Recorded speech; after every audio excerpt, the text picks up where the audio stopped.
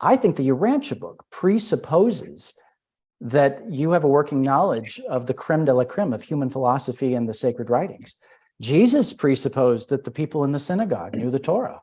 Have you not read? How many times did he say that? So I started reading the Urantia book when I was 20 years old. I was in undergraduate college at the time at the University of Texas, and I was taking a historical geology class.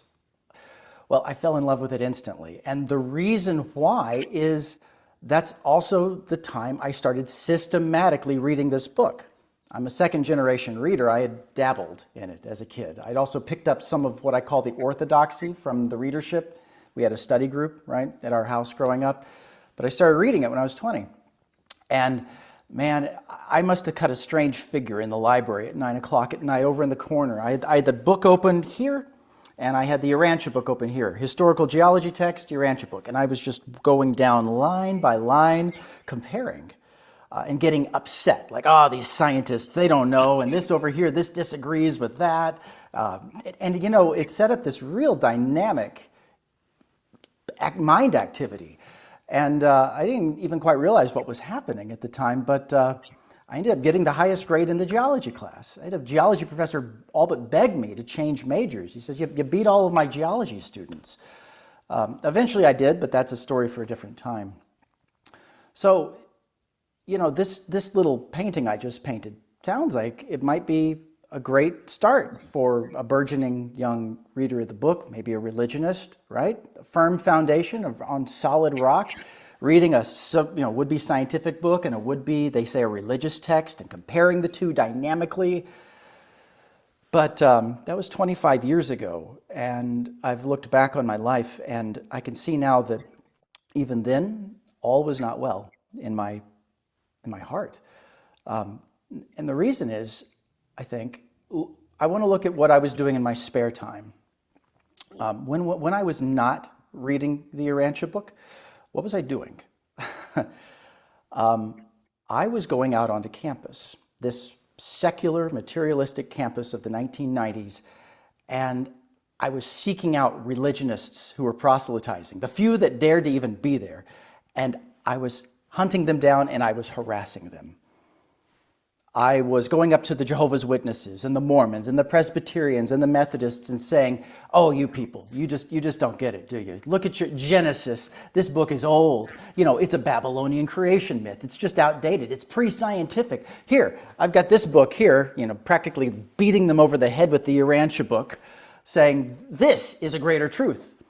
And of course, I was astonished when they rejected it right out of hand. Good on them. God bless them for rejecting my extremely foolish proselytizing. So that was happening. So that's unwise. But, you know, we even have an adjective for that kind of behavior, sophomoric. I'm 20 years old and I'm a sophomore in college and I'm behaving sophomorically. But it's a little even worse than that. I'm sitting in the geology class and yeah, my hand is raised constantly, one giant question mark. But the questions I'm asking, am I ever asking the professor, why is methodological naturalism your presupposition in all of your explorations of the universe? Why can you not have a designer behind all of this? Professor, when you show us the famous photograph of the contrived experiment, the debunked experiment in the 1950s, putting lightning through a bottle to prove somehow that life emerged from nothing, which is, if anything, the experiment proves that you need design to construct even amino acids in the proper order. Why are you telling us this like it's doctrine? Those words were not coming out of my mouth. I was soaking up the scientific dictation in hopes of getting a good grade on the final exam, which of course I did. And I was told that this would lead to a good job and a good career and lots of salary, all the worldly things that weary King Solomon preaches about in Ecclesiastes. I'm bringing this up here at the start before I get to the heart of the talk, just to say that this unfortunate activity where I had some theological arrogance got worse and worse and worse. And within 10 years, I had lost sight of God entirely. My beliefs had dissolved into a vague mist of pantheism and secularism. A very hopeful second-generation reader, lost. Now, by the grace of God, I was able to come back. And again, a story for a different time. But I say this because this is not the talk that I thought I was going to give you today. I thought that I would get up here on my little screen and talk to you all professor-like, all secular atheist professor-like, on the correct way to interpret papers 57 through 65 of the Urantia book, according to a trained geologist. And yeah, you know, I know a few things about those papers. I've probably read them more than anything else, except maybe paper 195, my all-time favorite. And I could tell you some of those things, but on some very sound advice from my friends whom I love at Symmetry of Soul, our weekly podcast, it was suggested to me that I go to God about this talk, and I pray about it, and I did. And I asked God, I know that I can be whimsical and entertaining and you know, cut a funny figure here and say things that are entertaining to people. I was a volunteer park ranger, for heaven's sake. But what would you want me to say? What would serve you well, God, in this world that we find ourselves in? And I got it an answer, I think. Now, it's not a big booming voice. I don't even think it was a still small voice. They say it's dangerous to guess about things. I would just as soon say it's my subconscious emanation, so who knows? But in any case, I got something that was a homework assignment, and I'm going to present you the fruits of my labor of that homework assignment. You see, I got this sense that all those years ago when I was giving those religionists on campus a hard time, which why would you do that? Why would you sit in the seat of the scornful and mock God's children of light who were trying to bring some light and illuminate this world, this dark, barren times? Why would you do that? I got this sense that I need to do right by them. I need to atone for something I did a quarter of a century ago that got me off of God's path, far off into the wilderness. So the homework assignment that I got and did was to open up the book of Genesis and do a comparison of Genesis chapter 1 with what's in the Urantia book. And much to, but not really, my surprise and astonishment, they are the same story. And you can tell the stories in parallel, in sequential order. And I'd like to walk through that now with you, to give you maybe a little bit of a framework to understand that the truths that are in Genesis are the same truths that are in the geology papers of the Urantia book, starting at paper 57, the beginning of part 3, and marching through to around paper 65, depending on how you define the geology papers. But in any case, we begin with, in the beginning, God created the heavens and the earth. There's never been a greater opening line than that. Genesis 1:1. This is the beginning of the creation story, saying that out of disorder and chaos, order is formed.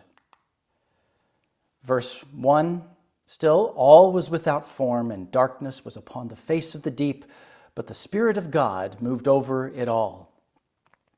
Now, in Genesis, that's some lovely poetic language. The face of the deep. I don't know what that means in a scientifically precise way. It's open to very artistic speculation, religious speculation. So the Urantia book comes along and gives us new terminology, an updated cosmology, and it gives us scientific detail to explain that, yes, God moved over it all, but even in Hebrew, it's not the word for God, it's Elohim, which is not easy to translate, but with the Urantia book's illumination, we might translate Elohim as the Paradise Trinity. It's the gods, maybe. But in any case, the parallel I found in the Urantia book, right at the beginning of paper 57, section 1, at the time of the beginning of this recital, the primary master force organizers of paradise had long been in full control. The Spirit of God moved over it all. It's just a little more detail. God the Father delegates as much as he can possibly delegate because he loves this universe, this evolutionary universe. So the face of the deep is the spatial area that we eventually have come to occupy. Moving to verse 3, and God said, "Let there be light," and there was light. There are a lot of ways to interpret the word light here, and theologians have done that for thousands of years, but let's just for the moment, let's take it literally. Maybe we're talking about physical illumination.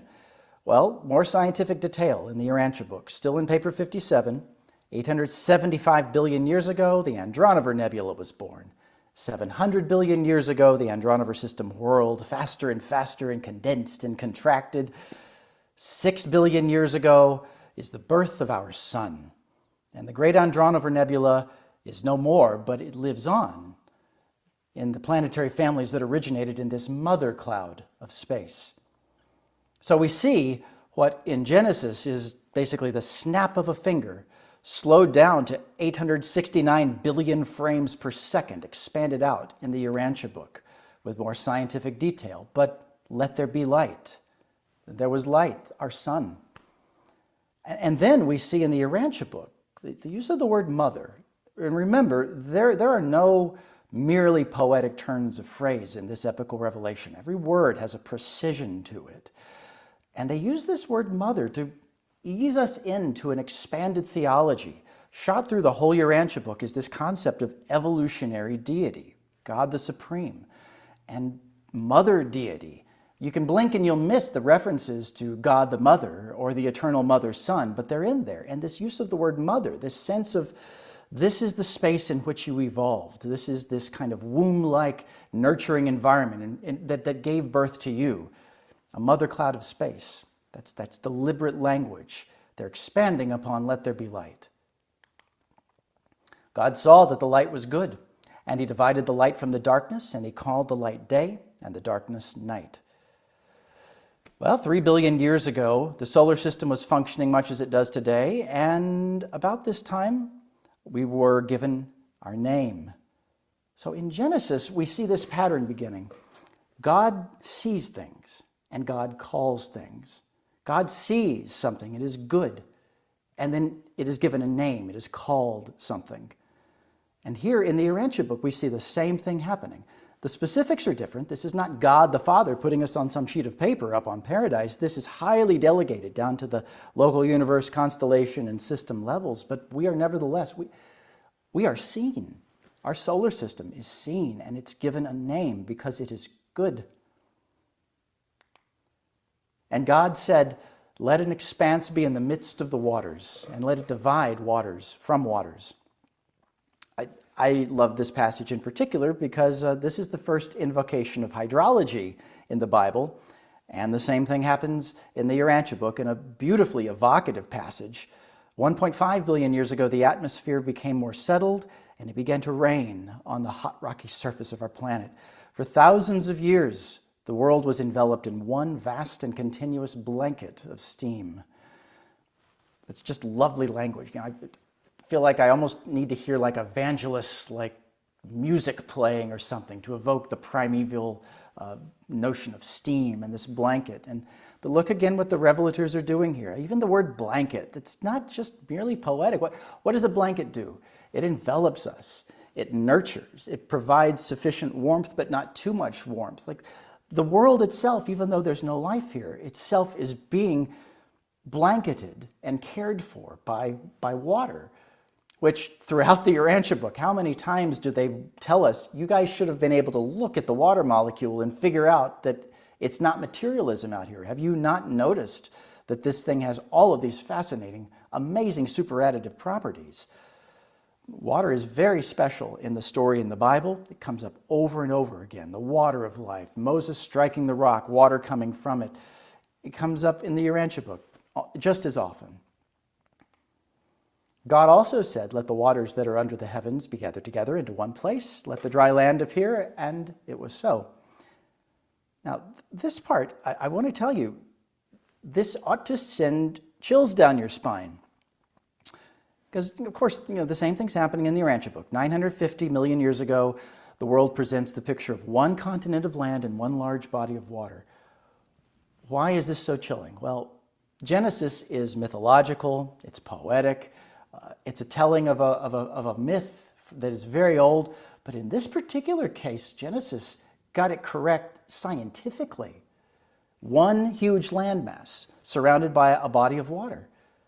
this may remind us that maybe the Babylonian creation myth wasn't just the coinage of the free association of the minds of shamans sitting around fires somewhere. Maybe it's an echo, a distant echo of things that were revealed to us long ago in the Garden of Eden, or even in Dalmatia. We've been told this scientific creation story for a long time here, and Genesis has an echo of those teachings. And God saw that it was good. So again, God sees that it is good. So we were placed on the life registry about this time, 950 million years ago. And even though this world looked rather unspectacular, this was the beginning of us becoming what we were destined to be, which is something known as the world of the cross. 1 world in 10 million, right? A creator's son walks among us with the dust getting on his sandals right here. It just took 950 more million years for that to all come to be through the process of evolution in God the Supreme. But we were good, even all the way back then. And then God said, let the earth produce vegetation, and it was so. Well, even if you've only skimmed the geology papers, you should probably know that 550 million years ago, these life carriers, this highly delegated process was given, and they came here and organized and initiated life patterns on this world, and they were planted in hospitable waters. Again, a word like hospitable, don't just gloss over it. The world was made so that natural law allowed it to form, so that eventually life could be planted here. Hospitable means welcoming, inviting. Yes, come in, the water's fine. And God said, let the earth produce vegetation, and this is scientifically how it takes place. And the earth brought forth vegetation, and God saw that it was good. So roll forward 50 million years or so, 500 million years ago, the primitive marine vegetable life was well established. So the initiation event of eukaryotic complex vegetable and animal life starts at 550 million, but then evolution, the evolutionary process, the mother influence of mind and all of the marvelous mechanisms that have been designed, they take over. God, a more father-like influence initiates, and then a more mother-like evolutionary influence nurtures, and then vegetation is brought forth. And now we roll forward a little bit in Genesis. We've gone from verse 12 up to verse 20. We skip over some of their details about the heavens and the moon and the sun. Good stuff to read, but doesn't serve our purpose here today. So now we get to let the water teem with living creatures, says God. It's a team, they're moving around, right? Activity, mobility, as opposed to sessile. Plants are sessile, animals are mobile.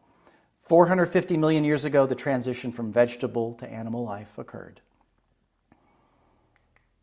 And God created every living, moving creature that the waters brought forth according to their kinds. And God saw that it was good.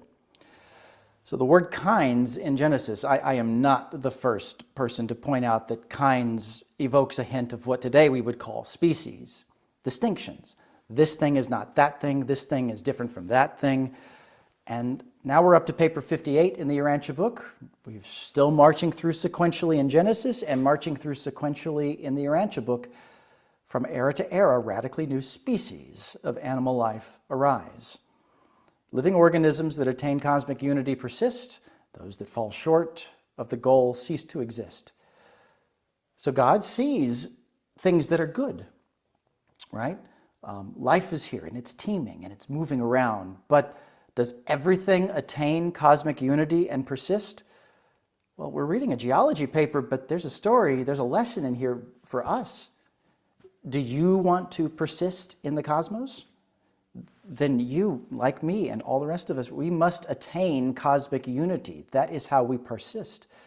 The trilobites were here once upon a time. They did not persist. Now, they gave birth to everything that came after them. It's a whole evolutionary process, but trilobites did not attain cosmic unity. They ceased to exist on our world. God blessed these vegetables and animals, saying, increase and multiply and fill the waters of the sea.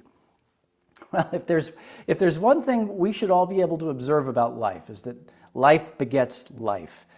Increase and multiply is a very common phrase in the Bible, and it's here slightly differently phrased, but it's in the Urantia book. 400 million years ago, marine life, vegetable and animal, is fairly well distributed over the world. This is a big world. So in just 150 million years, from 3 small identical life implantations, we have distribution across the whole world of vegetable and animal life. I'd say that's fruitful and multiplying. And God said, "Let the land bring forth the living creatures, according each to its kind." So now Genesis says things get onto the land. 310 million years ago, the land plants are migrating farther and farther from the seashores. 210 million years ago, the first of the land animals appear. Snails, scorpions, and frogs. Those all sound like things that little boys like, I think. Maybe not scorpions. Okay, not scorpions, and gosh, frogs. I mean, what Urantia book reader doesn't like frogs? So there they are, right? Bring forth the living creatures onto the land. And the Urantia book says, yes, Genesis chapter 1. That's what happened. You got it right. And God made the beasts of the earth according to their kinds, and cattle and all the creatures that move along the ground according to their kinds. Now, because I saw the word cattle, cattle get a special shout out in the Bible because of how important they are, central to the story of us and our food supply, of course. But I saw that and I said, all right, for our purposes today, we'll skip over paper 60, which is roughly the dinosaur paper in the Urantia book. We'll go straight to 61. 50 million years ago, the placental mammals appeared, including cattle. They constituted the most important evolutionary development up to this time. Why are they the most important evolutionary development up to this time? Well, you need placental mammals to get humans. And the whole point of this is to have humans, mortal will creatures of potential finaliter status. So placental mammals, cattle, and the potentiality for people, that's all good. That's what God needs here. And that's what the evolutionary process brought forth. And God said, "Let us make mortal man in our own image and likeness." So the parallel here in 61, paper 61, 1 million years ago, Urantia was registered as an inhabited world. A mutation suddenly produced 2 primitive human beings, the actual ancestors of all mankind. So God says, "Let us make mortal man." But the scientific details of the outworking of that in space and time, out here in one of the evolutionary super universes, it's a mutation that actually is what manifests this. Everything that had led up to this moment leads to the mutation that produces those first 2 human beings.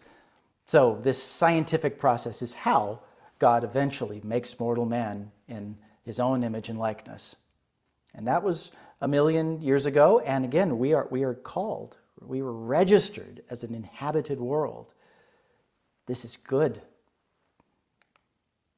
Male and female, he created them.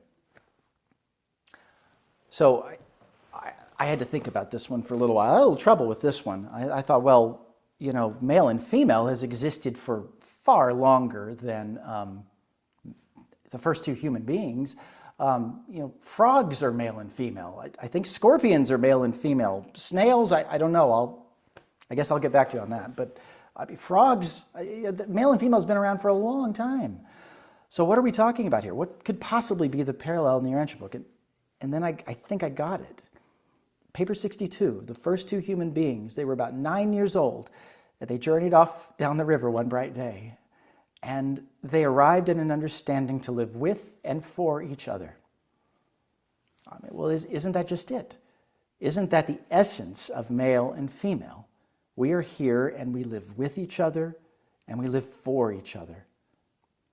Now, factually, male and female had been living with and for each other for hundreds of millions of years beforehand. But on this bright day, this idea was brought forth in the intellect of a mortal on this world for the first time ever. This is the first instance of a higher manifestation of male and female, that more true expression of why male and female exist in the cosmos. We live with and for each other. Genesis, that's in there too. God blessed them, saying, increase and multiply and fill the earth.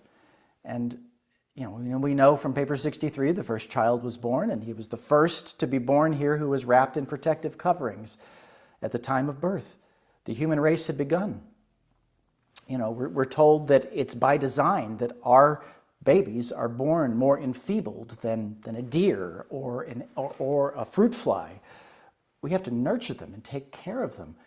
We don't get to go very far in the ascension career without having the experience of nurturing and caring for another mortal will creature. There's a deep, deep, maybe still unfathomable reason for the need to wrap in protective coverings, but that is blessed behavior.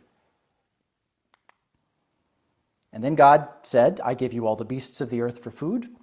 And so we continued to be blessed. 800,000 years ago, we had elephants, hippopotamuses, cattle. Oh, we like cattle. Horses, wolves, everywhere. And we were also blessed with the intellect to become great hunters, to seek this game out and slay it and bring it back to our homes, to feed ourselves and to feed our children, to feed our grandchildren. This is good. And then this homework lesson that I got and worked through was quite an exercise, and we're at the end of it now. But boy, what an end. Genesis chapter 1 ends with, and God saw all the things that he had made, and they were very good. And the Urantia book ends in paper 64, the final sentence, with this, I don't even know what to call this kind of language. Like, this is a life carrier writing this, who's been here watching all this for 550 million years. They've seen a lot. They've been trained. They've been around the block. And yet they end this story with the struggles of our primitive ancestors. They showed courage, bravery, heroism, sterling, rugged traits. Our ancestors were persistent and they were devoted. And the life carriers, they're just waxing rhapsodic here. They say our primitive ancestors, their behavior bordered on grandeur and sublimity. Look up the word sublime or its variants in the Urantia book. That is not a mere simple word. That is a very high word. So these beings who have watched all this unfold, they're saying that this is very good. The human race is off to a great start. And we have the potential to be good even here now. The inheritance of 550 million, of a billion, of 987 billion years. We are here now, and we can be good too. Quick little thing. I said I wasn't going to tell you how to interpret these papers properly. Well, I had to just tell you two things. I stopped at paper 64 here today, but I really encourage you to read paper 65 because it is, you know how Genesis 2 seems to kind of retell Genesis 1? You ever noticed that? Paper 65 retells papers 57 through 64. But it's a further revelation. They say, okay, that's all well and good. We showed you how matter moves around and does things. But now let us tell you how mind over-controls it all. How mind, derived from the infinite spirit, the universal organizer, is moving in space and time to bring things from lower to higher. 65 is one of my very most favorite papers, and I encourage you to spend some time with it. I'd also encourage you, as you read through, you will find a lot of repetitive material in the geology papers. How many times can continents go up and down and tilt to and fro, and sandstones, shales, conglomerates, sandstone, shales, conglomerate, oh my heavens, it never ends. Well, consider the book of Exodus. You ever looked at what happens in Exodus from chapter 35 on? Finely twisted linen, the best gold, hammered, the finely twisted linen. How many times can you read about finely twisted linen, how to build the tabernacle? Exodus 35 is maybe a tough read if you're not a craftsman or an artisan these days. If you are or were a craftsman, it's beautiful. It's scientific detail on how to build something that you're told is what God wants you to do.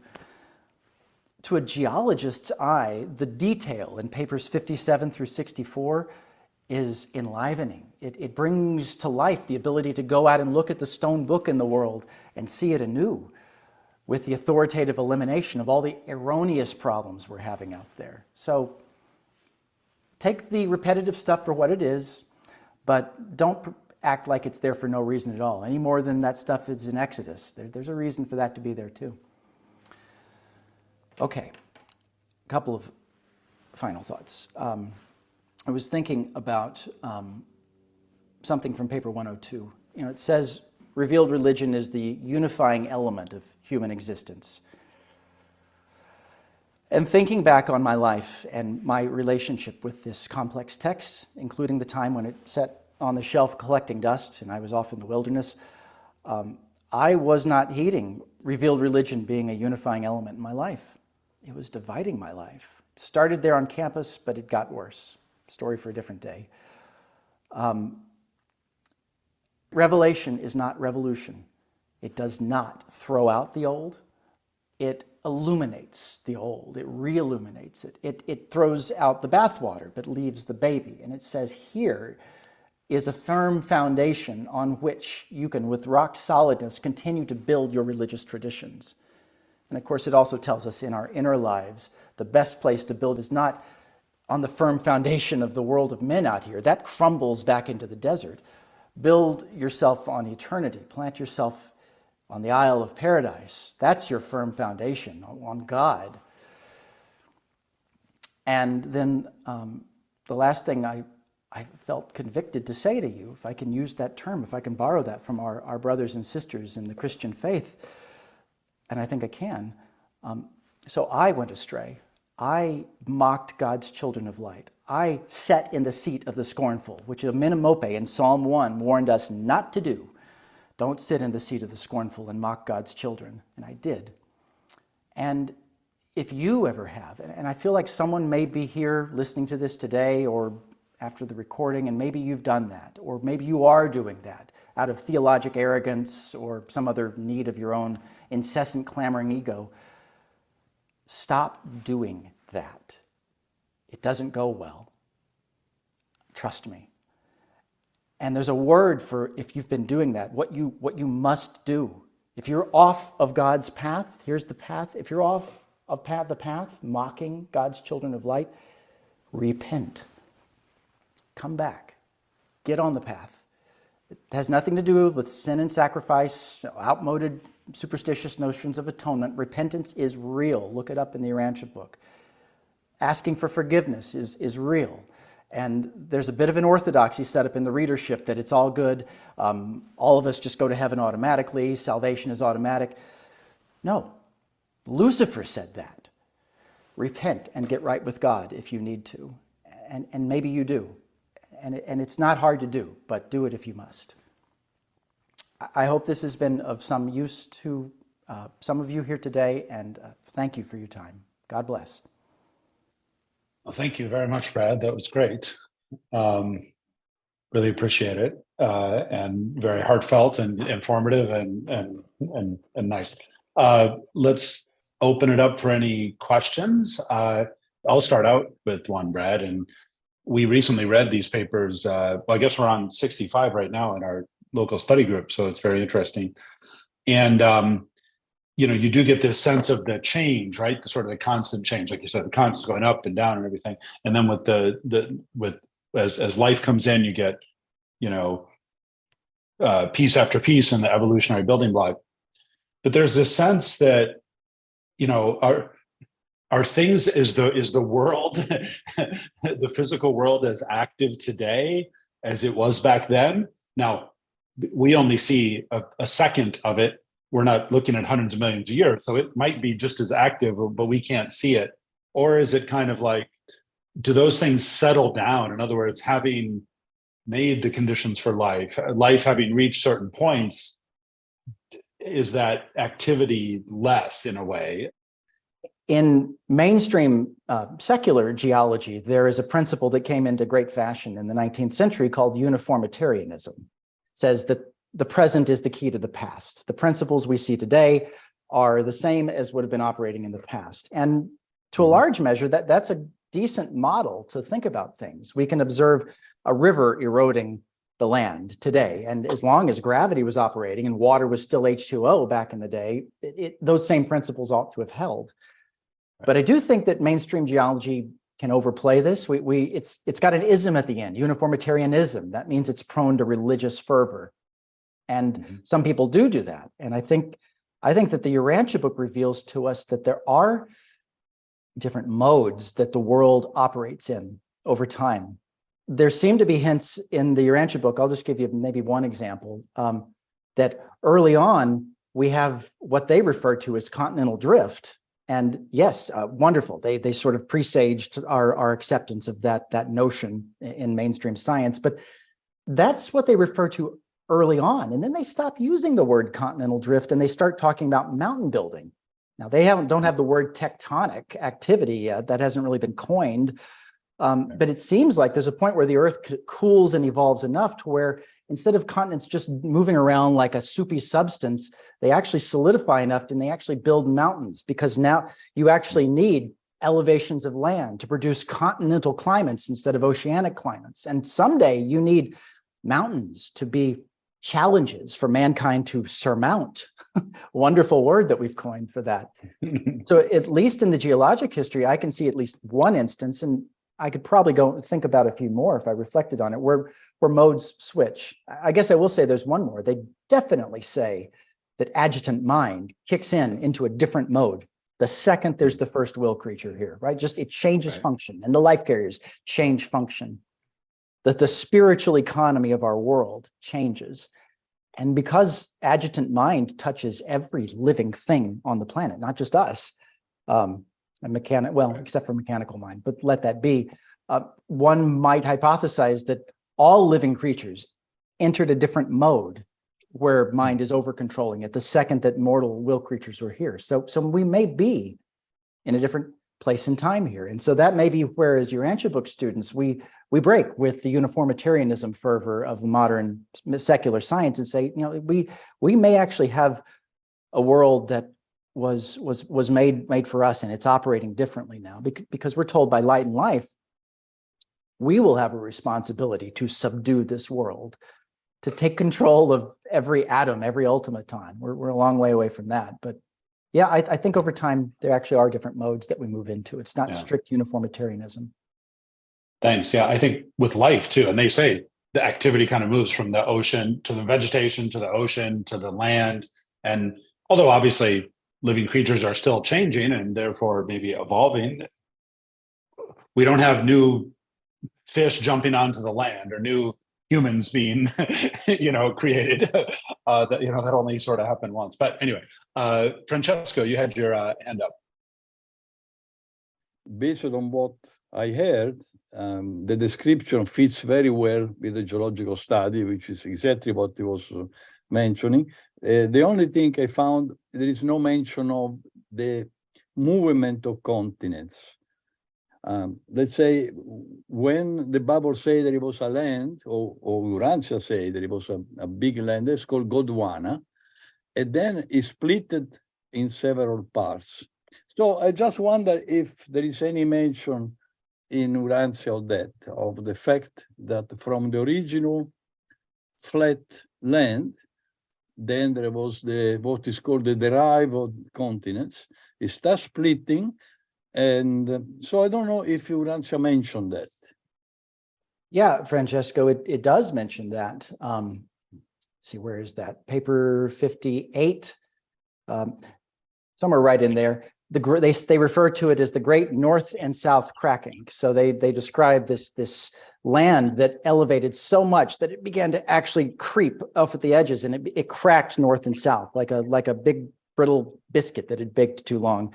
And they also say there was an east and west cracking, but it wasn't as comprehensive. And so they're describing what I think in mainstream geology we would describe as Pangea splitting, right? The opening up of the Atlantic Ocean, the opening up of the Mediterranean basin, the moving away of Antarctica and Australia. Yeah, that's directly in the Urantia book. They specifically talk about continents moving. One of my favorite things when I was 20 was they right around the Mesozoic to Cenozoic divide, they talk about the North American continent somehow moving along and hitting an obstruction on the ocean floor, all subduction-like, and that creating that first foreshortening and crumpling of the continent that produced the modern Rocky Mountains, I think, and then the reciprocal recoiling back that may have produced our basin and range province. That all of that is hinted at a broad philosophic level in the Urantia book. Okay, thank you. Thanks. Joanne? Brad, that was just so great. And I was struck when you talked about the mountains coming up and provides an opportunity to surmount. And it occurred to me that, this is all happening. We had these various races that evolved, that were born to, each of which had responded to different terrains, didn't they? I mean, different climates, different terrains. It's almost as if it was set up to enable that to be, rather than the opposite, rather than adapting to our environment. The environment was there almost in anticipation of the needs of different races. I mean, am I off on that? Oh, Just seems so beautiful. I don't know. Oh, it's the design runs so deep. It's the more depth of concept I find that I have. That's a phrase. You can look up depth of concept to see what I'm talking about in the Urantia book. The deeper I go with this, the more moving. Like I got emotional chills. That doesn't mean the Spirit of God is on me. It just means I had an emotional reaction because I've thought about this for half my life. The Urantia book directly says, at least one place, so the Ice Age started, and the fact that the Ice Age coincided with the emergence of the first human beings is not an accident. You people need a challenging, rigorous environment to migrate north up into, and you need the wall of ice that out of sheer fear and terror provokes you to have your first prayer. God save us from the curse of the ice. Like, climate is here to shape us. Eventually, as we move on, we're told that we are the shapers of climate as we subdue the planet. There's no room for tornadoes in the era of light and life. We will figure some of this out. Even our science fiction is thinking about that way ahead of the game. There are no tornadoes in Star Trek. They've figured out how to deal with them. But your point, yeah, I think every aspect of the climate, every aspect of the different terrains and environments and climes, they shape us, and they're here.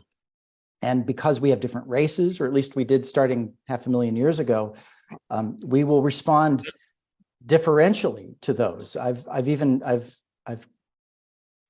traveled to Africa and talked to someone who is from Tanzania, and she and I had a very candid conversation about they have no problem talking about race there, none. Hmm. We had a candid conversation about my race and her race, and she said, Brad, can you help me? I do not understand. How do you white people live where it gets so cold? Like, she wasn't being whimsical. She honestly couldn't fathom it. And it was a very honest conversation about how the climate is challenging to us. And when you're up north, you must plan and have foresight so your babies don't die. And she thought about it, and she said, I'm not sure how my people would respond to that. We might not be able to. And I said, well, you haven't been tested. You've not been put in that climate. So anyway, it was that reminds me of a fascinating conversation, honest one I had once. Thanks. Kermit? Yes. Hi, Brad. Good to see you in your element. Wonderful talk. And I just would like to applaud your use of parallel comparison of the Bible. I came to the Urantia book from a materialistic, atheistic position, discounting the Bible almost in its entirety. And your parallel comparisons, I hope everyone can be inspired to relook at some of our old scriptures with new eyes and disabuse themselves of becoming slaves to fact at the expense of truth. There's plenty of truth in our olden scriptures. And this is a method of being able to draw close to our Christian and other denominational friends in affirming the truths that they hold dear without being offensive and arrogant like Brad. And I have to confess, I also participated in some of those harassing encounters with religionists. So bravo and excellent work. Thank you so much. Thank you, Kermit. Always good to hear you. Kermit and I co-host. We are students of a sort every Tuesday night on Symmetry of Soul, symmetryofsoul.org if you want to check it out. And yeah, one of the things that has been said there for years, but has only been coming to more and more of a recognition in my own life is the Urantia book should make you want to read more, not less.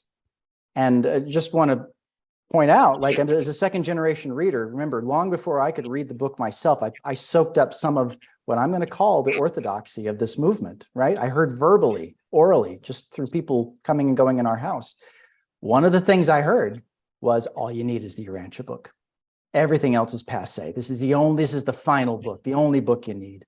That, my friends, is a false orthodoxy. I tried to live that, and it led to a very bad end. You should want to read more. You know, one other comment on that. A few years ago, I finally got around to reading Moby Dick. I know it seems random. Moby Dick mentions Ishmael and Ahab, and they're like, well, okay, those are fun little names. I can dig that. These are biblical names.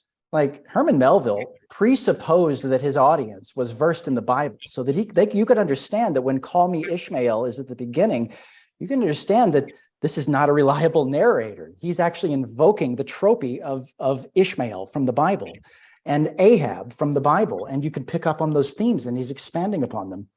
Things like that are lost on our biblically illiterate culture today, myself included. I'm trying to play catch up now, but I think the Urantia book presupposes that you have a working knowledge of the creme de la creme of human philosophy and the sacred writings. Jesus presupposed that the people in the synagogue knew the Torah. Have you not read? How many times did he say that? He expected people to have known the scriptures. So epical revelation, when it comes along, it always presupposes you have a versed knowledge of what's come before. And to the degree you're deficient in it, and I'm deficient in it, that's the degree that you should finally pull Plato off the shelf over there, instead of it being a vanity book, and read the darn thing, he says to himself. Right. Yeah, no, that's so true, Brad. I mean, you can't read Shakespeare, you can't read anything written before the year 1900 and even a lot of stuff afterwards if you don't know what was in the Bible or some of these earlier texts, right? So for that reason alone, just to understand, and the Urantia book was written to the same audience, right? And we know also that the Urantia book used a lot of other books in its book. Now, it's very interesting, and Kermit, I really appreciate your point. And I was thinking about this after Gard's presentation last month. Anything that's had the power to inspire spiritually so many people, any movement, there's got to be truth in there somewhere, right? It might be messed up with a lot of things that are less true, or even, even evil, if you will, under the Urantia book definition, or worse. But there's still those words. So yeah, is every word in Genesis, linked up to the Urantia book? No, but are there these grains of truth that have somehow come through? I think you made a really nice point of that. Ruth, you keep raising your hand and taking it down, so I'm going to give you a chance to talk if you want to. My question is for Brad, with your background in geology, and to a layperson like me who is not scientifically minded, it can sometimes feel, for me, I could get lost in some of the material aspects of such a study that is studying, one could argue, the world, from the ground up. So I suppose my question is, perhaps even as a prospective parent, what might you suggest to younger people in being in the world but not of the world? Yeah, this was one of the challenges, right? Here I am, really getting fascinated with rocks and material matter and the juxtaposition of different other lifeless forms of matter and the fossils in them and the echoes of life. If you overplay that too much, you become utterly in the world. You are by definition getting obsessed with the world of matter as opposed to the world of spirit. So, you mentioned young people. I could speak to when children are particularly young, age 6, so they have the potential for access to the cosmic intuitions that are so important from paper 16, section 6. That's through the Holy Spirit ministry. I would say that with the guidance of parents, when invariably the 6-year-old starts asking the basic philosophic question, why? They don't even ask how, which is a scientific question. They ask why, the philosophic question. I think that the thoughtful parent who's already, I hope, tried to approach the world philosophically can begin to give deeper answers. Even Jesus's father, Jesus asked, why was there that earthquake? Why did the earth tremble? And Jesus's father gave a scientifically honest answer. My son, I really do not know. He did not give an ignorant, superstitious answer of, well, the gods must be angry, Yahweh must be fulminating again, like his dad gave a scientific answer.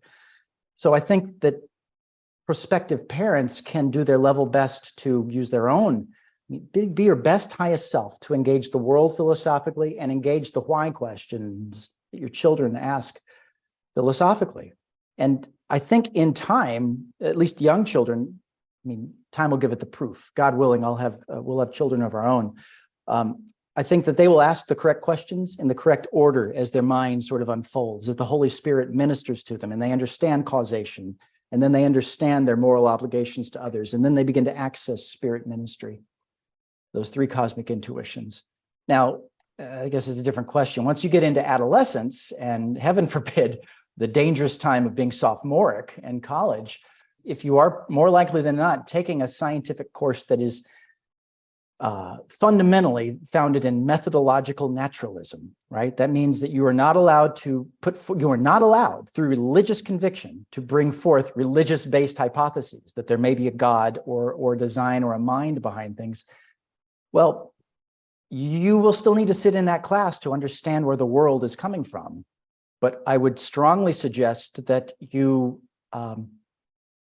keep your shields up, in a Star Trek metaphor. Remember what's in your heart and understand that you're seeing a world that would try to separate you from God these days. A world that is like the Tower of Babel saying, we don't need God. We can build our own way up to heaven.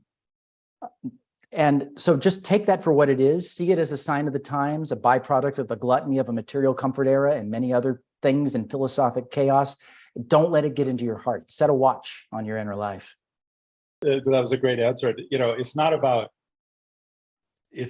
denying the material. The Urantia book's point is that that's just one facet of a threefold universe. It's about the inundation and like you said in these classes, the exclusivity of materialism that is the danger, right? Don.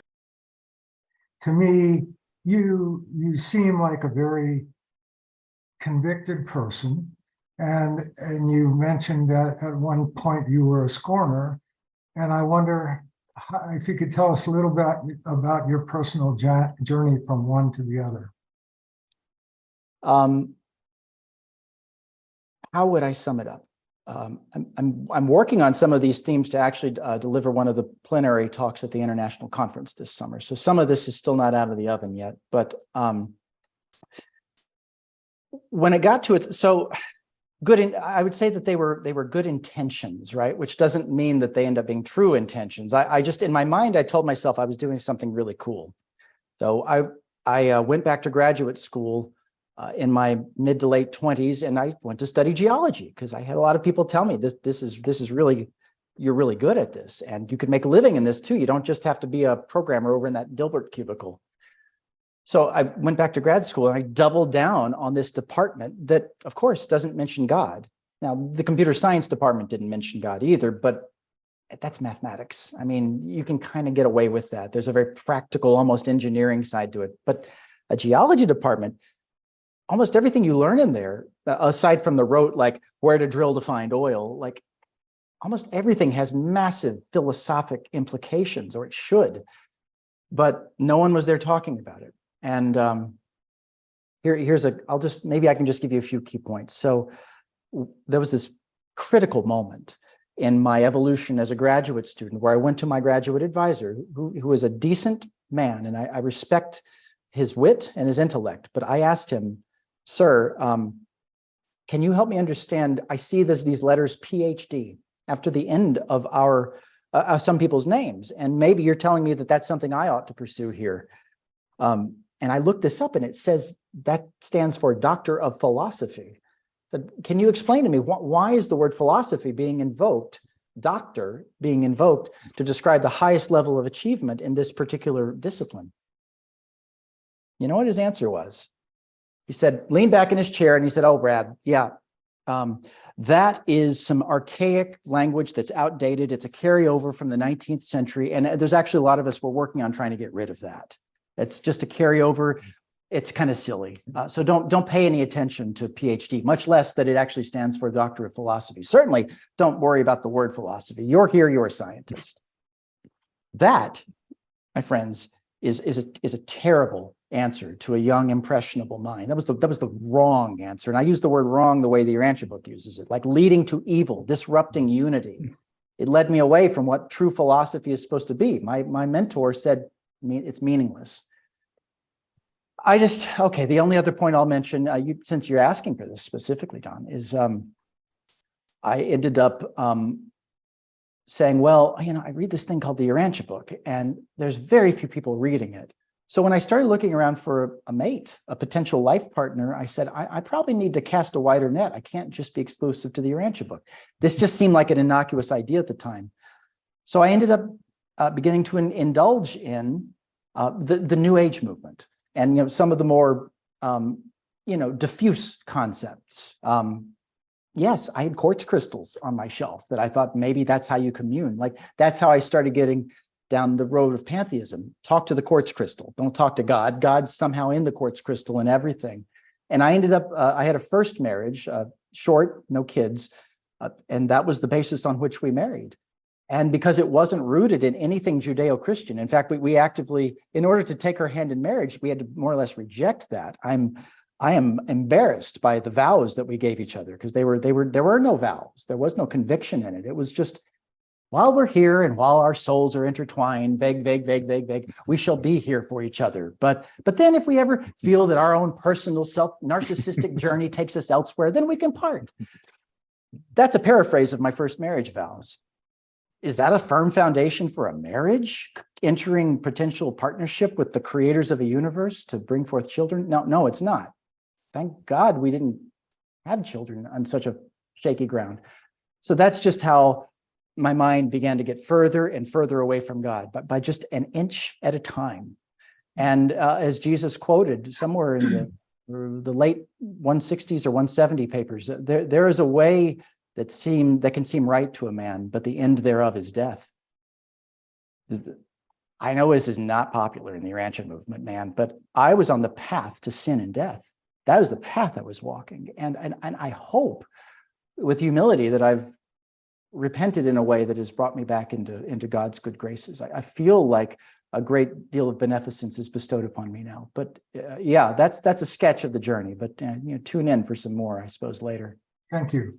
You're somebody that I respect. You're inspiring, and there's somebody that I'd like to learn from. So please put your Tuesday night session on the chat. Symmetryofsoul.org. That'll take you to our website. And from there, you can find the archive of all of our past recordings. And each one of them tells you what paper, section, and paragraphs we're studying in the book. Okay. And you can listen to the broadcast. And usually we also have written synopses of each of the episodes. And then we're also live on Tuesday evenings. Thanks for asking that, Don. And thanks for answering, Brad. It's very inspiring. Just in case anybody's wondering if Brad's repentance has succeeded, he's firmly been re-embraced. Here, I'm going to share with you a picture from last summer's conference of Brad. as Machiaventa Melchizedek. So, you know, he's doing okay. Don't worry about his eternal soul. He's good. I meant to put that in the introduction and I forgot, so I had to sneak it in somewhere. Does anybody else have any thoughts or questions for Brad? Lisa Jones. You can ask questions of people. Lisa, I've noticed you've been particularly responsive here, and I thank you so much for being a responsive audience member. I wonder if there's anything that might be on your heart, on your mind. How very kind of you to say, Brad. I have enjoyed every one of these. I learned so much. I think I am a person who just lifelong loves to learn. And I have never engaged in the geological papers because it just seems overwhelming to me. But from your, I highlighted the portions that you mentioned. Now I will go back and read those and study and pray on them, because I feel like now I have a foundation for understanding due entirely to you. But thank you. That was kind of you to say. Appreciate your time and expertise. God bless you. Thank you for showing up and being an audience member that I could sort of play off of and react to. That means a lot to me. Yeah, you're supposed to pick one person in the audience and act like you're talking to them. And she was a good target for that. But no, you know, that's a great point, both that Brad made and Lisa made. Like, you know, Brad highlighted those words, you know, the use of the word mother, blanket, you know, when you read these papers and you can get lost in the numbers, right? And it, you know, there's a sense of monotony because it's just telling you the same kinds of things over and over again. But you know, as Brad said, none of these words are accidental, and there's not only poetry, but value hidden, well, not hidden, it's there, but you have to be attentive to it in how they describe these. If they really wanted to do something simply mechanical and simply boring, it would be very different, I think. And so it is always like so much of the book, right? I have this experience, I'm sure everyone else does too. You go back and you read something you've read 10, 20 times, and you're like, I don't remember that. This is changing. So, you know, somebody's changing my book, right? So it's you know, that's always the experience. All right. Well, again, thank you so much, Brad. It's been very very engaging and just the kind of thing we wanted to do and hope to do. So I hope you enjoyed it too. And thank you all for coming and attending and participating. That's obviously what makes it doable. And you know, hopefully we'll see you next time.